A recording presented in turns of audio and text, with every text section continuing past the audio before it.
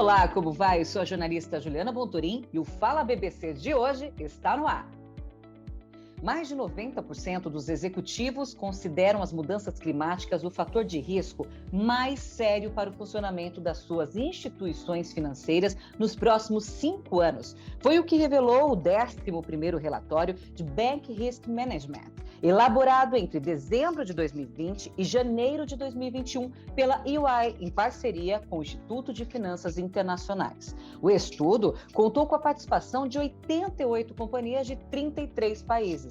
37% dos diretores de risco entrevistados afirmaram que enxergam o aquecimento global como principal fator de risco a curto prazo. Na edição de 2019 da pesquisa, somente 6% dos participantes expressavam essa opinião.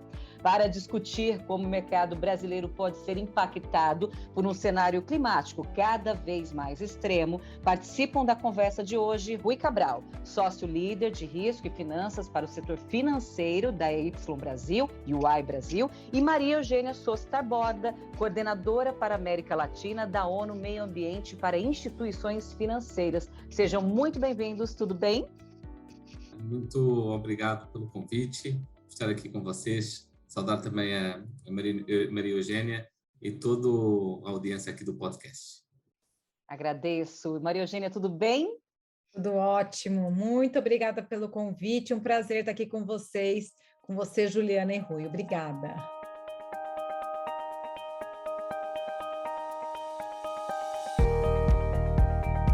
Eu que agradeço, viu? Olha, eu vou começar o bate-papo aqui com a Maria Eugênia Taborda, tá? Como as mudanças climáticas podem prejudicar o desempenho dos bancos e quais são os riscos previstos?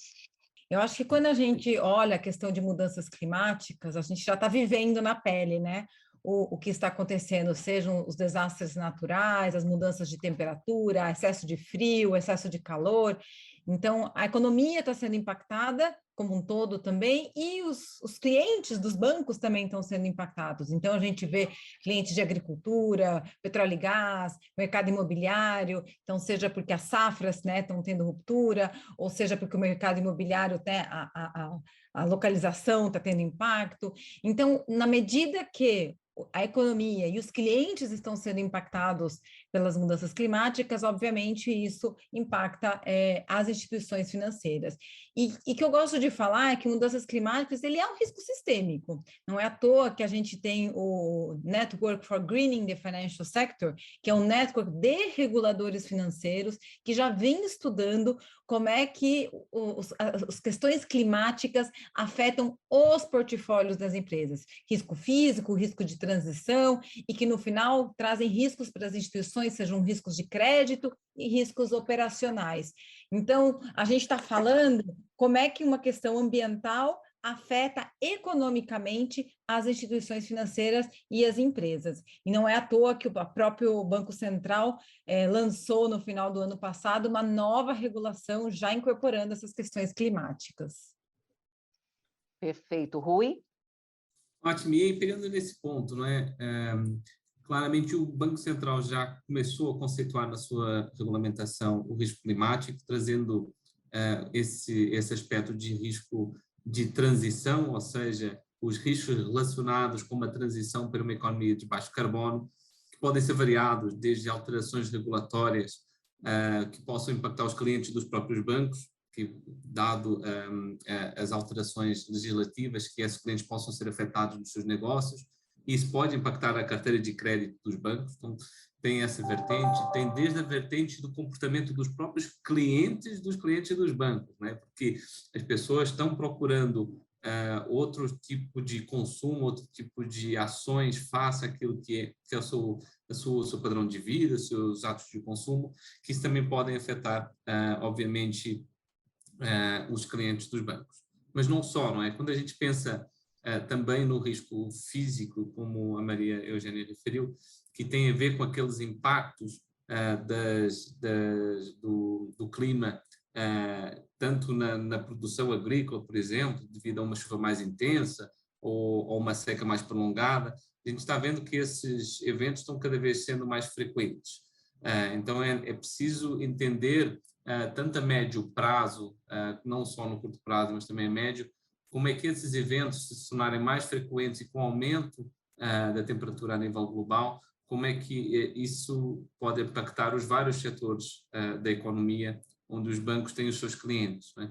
Então, sempre numa lógica de não o risco por si só, mas como é que ele impacta via carteira de crédito, via risco de mercado e até a própria imagem dos bancos.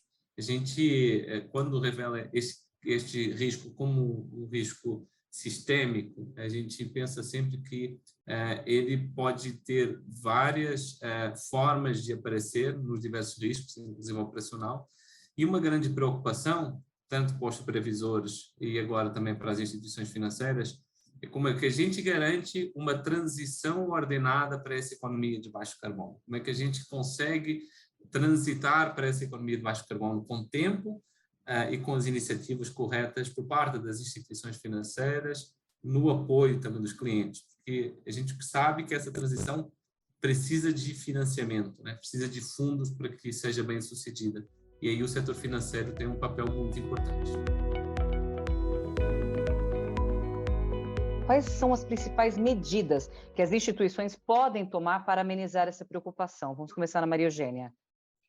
Olha, acho que o Rui, de alguma forma, ele já, né, trouxe aí Exato. Gancho, né? Então, o primeiro, um banco tem que olhar qual é o impacto na sua própria carteira. Então, né, dependendo do seu portfólio, dependendo do tipo de setores que você financia ou a localidade onde estejam as empresas financiadas, vai ter um impacto diferente.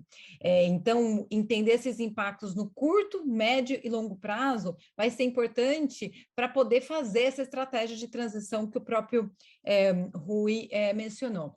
Existe hoje o Task Force on Climate-Related Financial Disclosure, o famoso TCFD, que ele é um framework que saiu no âmbito lá do Financial Stability Board, que é os reguladores dos reguladores, com recomendações de como financeiras e não financeiras devem olhar a questão climática. Então, um banco que começa a trabalhar com esse tema, ele vai ter que olhar o aspecto de governança, ou seja, na minha governança, no meu banco, existem fóruns nos diferentes níveis para discutir as questões climáticas?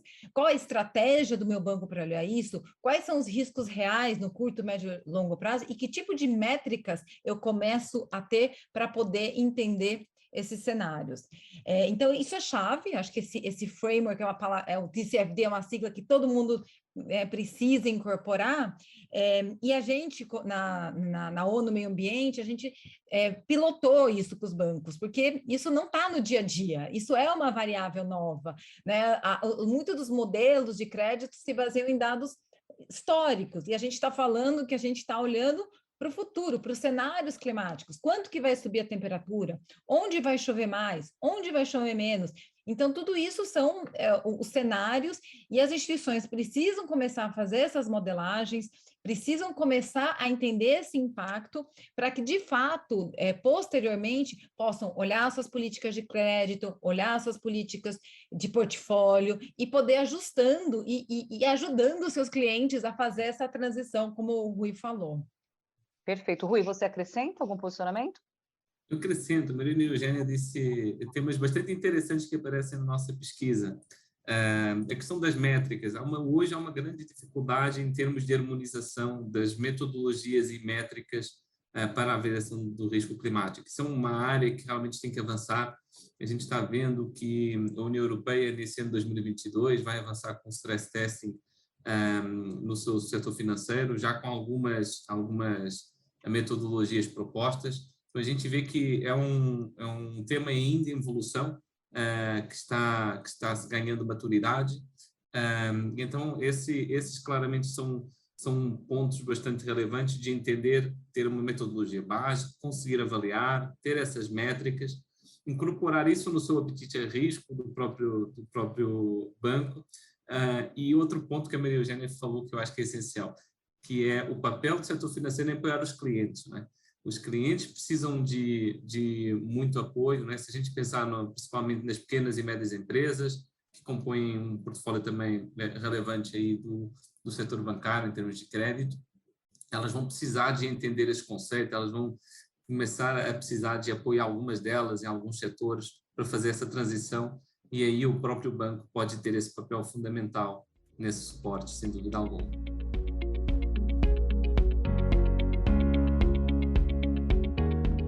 Nessa terceira pergunta, já direciono para você, Rui. O estudo da EY em português e o A em inglês, né, indica que o principal catalisador para essa apreensão dos bancos foi a pandemia. Por quê? A pandemia trouxe um grande alerta para todos nós, né, sobre um conjunto de situações que podem ocorrer de forma mais frequente. Ela trouxe também uma mudança no comportamento dos clientes. Tem vários estudos nossos que olham que o cliente ficou mais suscetível para utilizar ferramentas digitais, apps e outras inovações importantes, e também mudou um pouco o comportamento. A gente viu em alguns momentos que o consumidor começou a ter comportamentos mais sustentáveis, de querer comprar local e ter uma preocupação maior com alguns aspectos de como o consumo dele impacta a sociedade como um todo. E bem mais amplo do que clima, mas a sociedade como um todo. E essa preocupação claramente foi um aspecto importante, mas obviamente também a agenda dos supervisores, a agenda dos reguladores que começaram a trazer esse tema para cima da mesa com outra força também foi muito importante, e é um tema que subiu no topo da agenda tanto dos conselhos de administração como dos diretores de risco do setor financeiro, claramente. Certo. Maria Eugênia, concorda que essa pandemia deu toda essa amplitude também? Sim, sem dúvida nenhuma. Eu acho que caiu uma ficha, né? Eu acho que o Covid, de alguma forma, mostrou o quanto a gente está interconectado e dessa necessidade dessa resiliência global, ainda mais quando a gente olha nossas cadeias de valor e de todo o processo de resiliência de crédito, né? Também que o Covid trouxe. E eu acho que foi se criando um momento. Então, eu acho que esse movimento importante dos reguladores, sem dúvida nenhuma. Eu vejo também na União Europeia o Green Deal, com a sua taxonomia da União Europeia, realmente, né, trazendo dados quantitativos, baseados em ciência, para a gente migrar para um carbono zero. A gente vê o próprio governo dos Estados Unidos promovendo uma revisão da regulação financeira, porque eles estão vivendo na pele, né? De um lado do país, um extremo calor, no outro extremo o frio. E acho que também um ponto importante do ano passado, no final do ano passado, na COP, foi o lançamento da Glasgow Financial Alliance to Net Zero. Então, uma aliança de mercado financeiro para que realmente haja essa incorporação da questão climática e que todos olhem seu portfólio e possam dizer como é que até 2050 a gente migra para esse net zero. E claro, 2050 parece, né, muito longo prazo, mas como a cada 5 anos a gente vai movendo esses portfólios. Então, acho que, sem dúvida nenhuma, o Covid fez cair a ficha, e aí teve um momento que foi criado por uma série de outras iniciativas. Então, acho que isso é a boa notícia, a gente aproveitar esse momento para poder seguir em frente. Você falou uma palavra, resiliência, e era a temática da próxima pergunta, porque o documento ele avalia, acima de tudo, a postura das instituições financeiras diante de situações de risco, como vocês mesmos já disseram. No nosso contexto atual, o que significa essa resiliência para os bancos e como essa definição pode mudar no futuro, Maria Eugênia?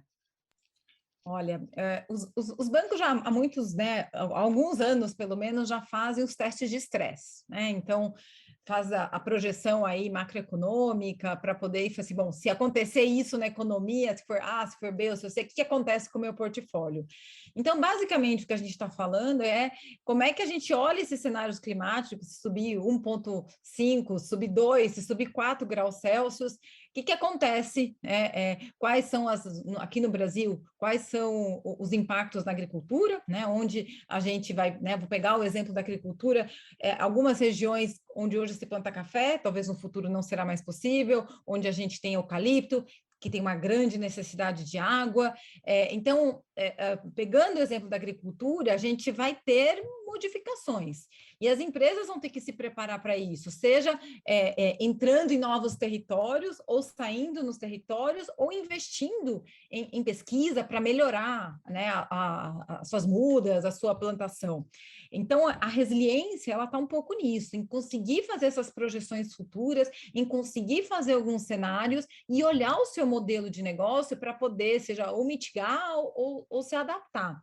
E as instituições financeiras estão no meio de tudo isso. Então, quanto mais uma instituição, um banco, entender esse tipo de mudança, seja regulatória, tecnologia, mudança de solo, temperatura, incorporar, primeiro ela vai estar preservando o próprio capital, né? Ela vai estar preservando o seu próprio negócio e conseguindo dar alertas, conseguindo ajudar os seus clientes a fazer essa transição. Então, acho que a resiliência é chave e é o core do business de um banco.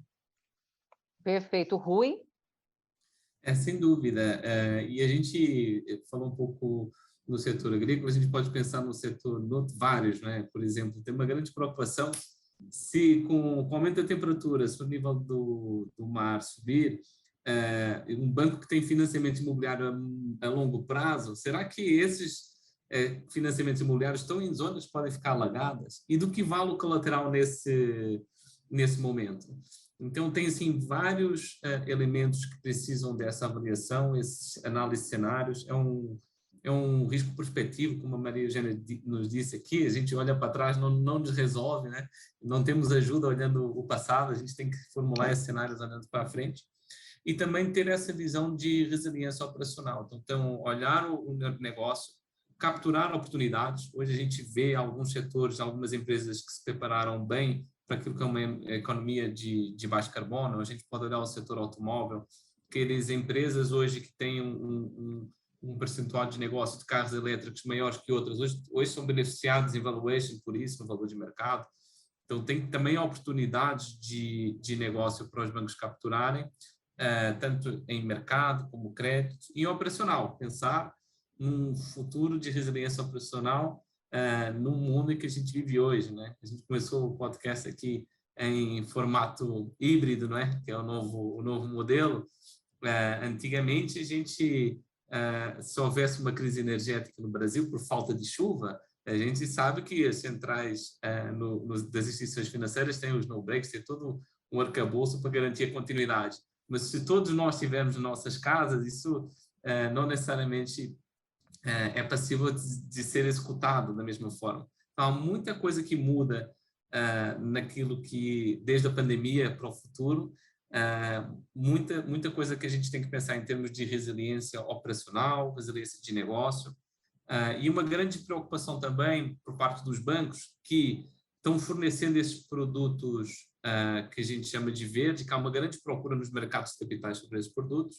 Então, os bancos também estão tentando construir esses produtos financeiros para ofertar e colocar junto dessa demanda. E então também há uma preocupação em termos desse padrão, dessa padronização dos conceitos, para que aquilo que hoje a gente veja como uma atitude verde, amanhã a gente não apelide de greenwashing. Então, uma grande preocupação sobre o posicionamento dos bancos face a esses temas também bastante relevantes. Olha, você acabou até fazendo algumas projeções, né? Seria a minha última pergunta aqui. Eu acho até interessante a gente ratificar, porque como podemos imaginar uma economia sustentável no Brasil de 2022 e por onde começamos para chegar lá? Eu vou direcionar para a Maria Eugênia e daí você finaliza para mim, tá, Rui, por favor. Maria Eugênia? Olha, a gente falou muito de risco, né? E o Rui também pincelou tanto risco quanto oportunidade. E eu gostaria de destacar essa questão de oportunidade. Tem muito negócio e bons negócios. Então, sim, tem que ser incorporada a questão climática como do lado do risco, a regulação do Bacen, de alguma forma, coloca uma régua mínima nisso, mas eu acho que o convite é para olhar onde estão esses negócios e esses bons negócios. Então, a gente falou de agricultura sustentável, a gente está vendo a questão agora do hidrogênio verde, energia renovável, energia distribuída, clientes, né? Como é que a gente ajuda os clientes a combater o desmatamento, a manter a floresta em pé, as várias soluções para cidades mais sustentáveis, seja para a questão de transporte, saneamento, energia, e tem um monte de novas tecnologias disruptivas que estão entrando. Então, eu acho que o convite para a gente olhar também essas oportunidades, e aí vai ter vários tipos de dinheiros que vão financiar isso, que vai desde o crédito até o venture capital, e a boa notícia é que a gente está podendo ver investidores cada vez com esse olhar e fundos internacionais querendo colocar dinheiro também nesse tipo de projeto, os blended finance. Então, eu acho que olhando o copo cheio, de alguma forma, a gente está vendo uma migração de capital para esse tipo de negócio. Então, o meu convite é a gente olhar onde estão essas oportunidades e ajudar nosso Brasil nessa transição.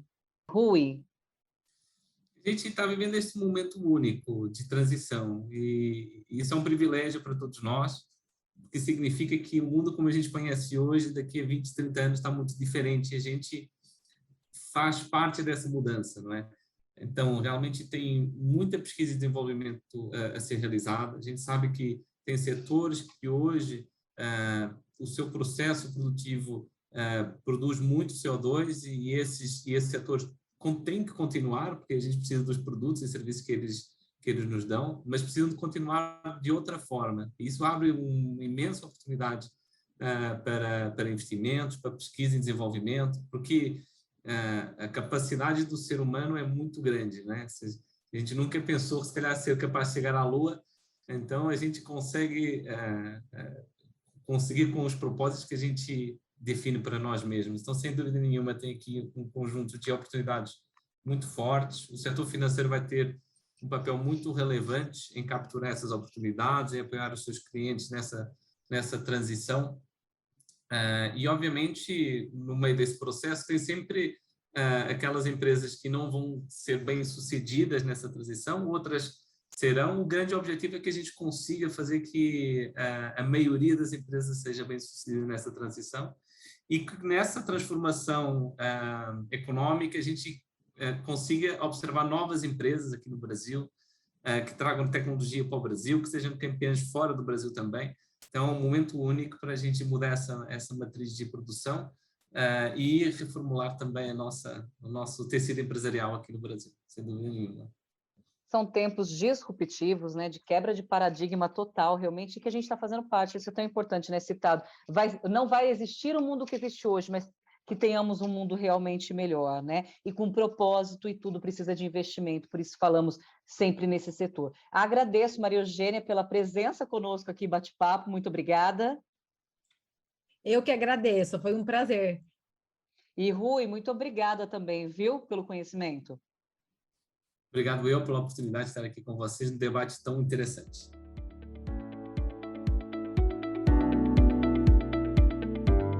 Com certeza, obrigada. E eu agradeço vocês que nos ouviram com essas informações. Eu conversei com o Rui Cabral, ele é sócio-líder de risco e finanças para o setor financeiro, e Maria Eugênia Souza Taborda, ela é coordenadora para a América Latina da ONU Meio Ambiente para Instituições Financeiras. O Fala BBC de hoje termina por aqui. Até mais, mas olha, fiquem conectados conosco em nossas redes sociais. Até mais.